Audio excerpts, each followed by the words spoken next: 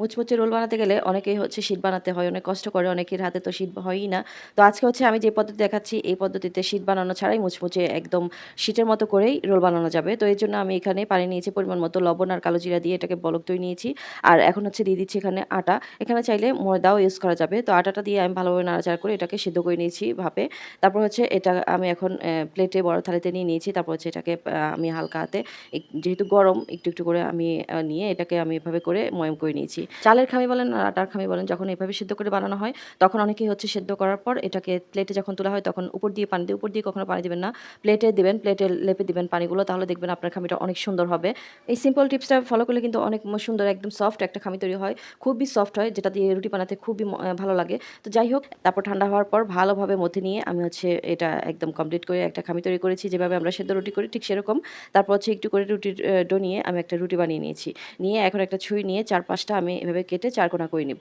এখানে চাইলে আপনারা যে কোনো মেজারমেন্টও ইউজ করতে পারেন, যেগুলো যেরকম চারকোনা শেপের, সেক্ষেত্রে একদম পারফেক্ট হয়, সবগুলো শিটই একদম সমান সমান হয়। তো এই যে আমি এখানে সবগুলো একসাথে কেটে নিয়েছি আর আমার সবগুলো শিট হয়ে গেছে।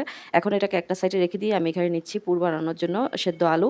নিয়ে এটাকে ভালোভাবে ভর্তা করে নিয়েছি। তারপর হচ্ছে এখানে কাঁচামরিচ, পেঁয়াজ কুচি আর লবণ দিয়ে ভালোভাবে ঘষে এটাকে আমি মিক্স করে নিব। মানে অনেকটা আলু ভর্তার মতো করে আমি মেখে নিব। এই পুরটা কিন্তু খুব মজার হয়, যদিও একদম সিম্পল, কিন্তু এই পুরটা দিয়ে অনেক কিছু বানানো যায় আর এটা অনেক টেস্টি হয়। তো এটাকে আরও লোভনীয় করার জন্য এখানে একটা মশলা ইউজ করতেছি, সেটা হচ্ছে চাট মশলা, ম্যাজিক মশলা, ম্যাগির যে ম্যাজিক মশলা পাওয়া যায় সেটা ইউজ করতেছি, সেটা দিলে খুবই টেস্ট হয়। তো এটা দিয়ে ভালোভাবে মিক্স করে এটাকে এখন একটা সাইডে রেখে দিয়ে এখন হচ্ছে সেই যে শিট বানিয়ে রেখেছিলাম সেখান থেকে একটা শিট নিয়ে আমি হচ্ছে যে আলুর পুরটা রেডি করেছি সেখান থেকে আমি পুর নিয়ে শিটের মাঝ বরাবর আমি দিয়ে দিচ্ছি পুরটা লম্বা করে।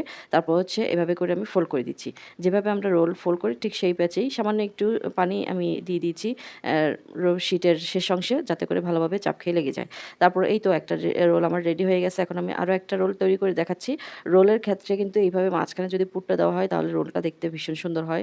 আর এই তো আমি হচ্ছে আবারও এভাবে মাঝখানে দিয়ে লম্বা করে তারপর হচ্ছে রোলের যে শেপ সেটা আমি করে নিচ্ছি, আপনারা ভিডিও দেখেই বুঝতে পারছেন। তো এইভাবে সাইডে করে একটু পানি লাগিয়ে আমি ভালোভাবে এখানে আটকে দিচ্ছি। এটা চাইলে চ্যাপ্টা করে নিতে পারেন, আবার চাইলে উঁচু উঁচু করে গোল আকার শেপও করে নিতে পারেন। তো আমি হচ্ছে অনেকটা চ্যাপ্টা আকারেই করে নিয়েছি। তো এই তো আমার সবগুলো হয়ে গেছে। এখন এই পর্যায়ে ফ্রোজেনও করে রাখতে পারবেন। তো আমি কিছু ফ্রোজেন করেছিলাম আর কিছু এখনই ভাজি করে নিচ্ছি। তো এই তো আমি হচ্ছে এখন ডুবো তেলে ভাজি করে নিব। এগুলোকে এপাট ওপাট ভালোভাবে আমি মচমচে করে ভাজি নেব।